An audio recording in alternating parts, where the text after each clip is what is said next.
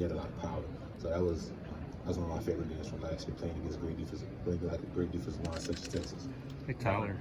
So much has been made about how different Kalen DeBoer and Nick Saban are. In what ways have you noticed that they're similar? They're similar in the way that they both want to win.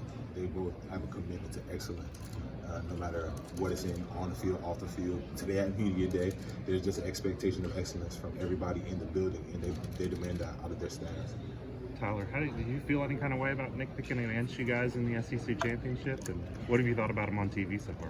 He would get mad at me if I felt the way about what he said, because he always used to say, "Don't let some guy that lives in the house, live in their mom's basement, determine how you feel." So I'm not gonna let a guy who played golf all day determine how I feel. Tyler, you're here with Malachi Moore. Just how big was it for him to come back for his fifth year? What type of leader has he been for the team this year? Malachi Moore is a huge leader. He's been a leader for me since I've gotten here. He's done everything right as far as treatment, taking care of his body in the weight room, on the field, off the field. He's just a great person to look up to, and to have that kind of experience come back is crucial for our success this year. You mentioned Ryan Williams. Just what about him has impressed you on the field? He's making a lot of plays. I don't want just shirts and shorts, but he's a playmaker, and you can see that. And then actually, I was able to see him in the state championship. Him and Jalen Mbakwe stood out to me. I was like, man, I'm glad these guys are on my team. You played very quickly as a freshman. Just how does the locker room kind of treat a freshman coming in, maybe him playing a lot right away? Well, the locker room could kind of tell which freshmen are going to play earlier, just because of the respect that their freshman garners. Like when I was a freshman, I really wasn't treated like a freshman. What I mean by that is like a lot was expected from me, but that was because of how I carried myself. Tyler, will you use 3 words to describe the Alabama offensive line this year? Nasty, explosive, and dominant. It seemed like, especially when Roberts came in last year, you guys gelled a little bit. How important is 77, you think, along that front line for you guys? J-Rob is very important for us this year. He's a great player.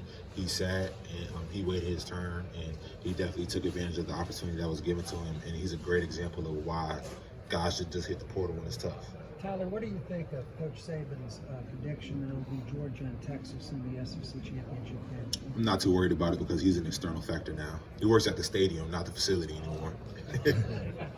Tyler, are you big into video games? And if so, have you played the new college football game? I actually played the new college football game last night with some of the Boys and Girls Club, some of the kids from the Boys and Girls Club in Tuscaloosa, and I beat both of the kids. I played by 30. Super locked in. Are you only playing with Alabama, or are you going to play with some other teams? So I played with Alabama for the first month or so, but once I get into my dynasty, I probably started up with UConn, play with my boy Victor Rosa. Yeah. He's out there balling. Shout out to him. What about your rating? What do you think your rating for the game? I'm not pleased with it. I feel like I'm the best player in college football, so obviously it should have been a 99, but it's up to me to go prove that through this year.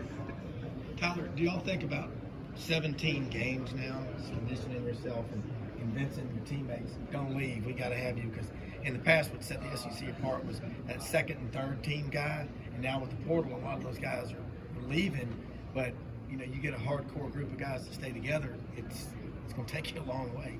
Yeah, it is, but the thing about us, we just love playing football. It could be 17 games, it could be 7 games, it could be 70 games.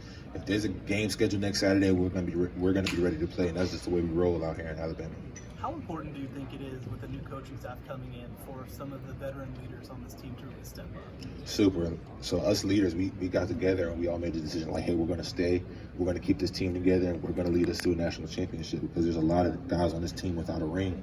And part of the deal, when you come to Alabama, you expect to get a ring. So we got to go out the right way. I like your suit a lot, by the way. It's clean. Is that mauve? What color is that? No, it's pink. It's pink. It's pink? Okay, Yeah, I like it's that. like a salmon, But I'm curious, who kind of organized that meeting? When did that take place?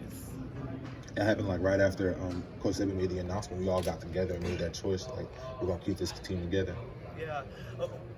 For a player like Malachi, who's been here since 2020, I mean, what does it mean to have a veteran who's been through so much in college football on the team? It means a lot because Malachi is one of the few guys on the team who has won a national championship, so he knows what it takes. So we all look to him for leadership when it comes to making certain decisions on the team and how we should handle certain things. I'll tell you what I've noticed. A lot of people in the Alabama organization would call this a cold summer in Alabama because Katie has been killing on the recruiting trail. Oh, yeah. What are a couple of recruits that you guys as teammates are just kind of looking at like, get on campus, it's going to be a good year, a good couple of years of these these guys? All of the offensive line recruits that have committed. Coach Cap and Coach DeBoer have done a great job getting guys to really buy into the program, and I'm excited to possibly play with those guys in the coming years.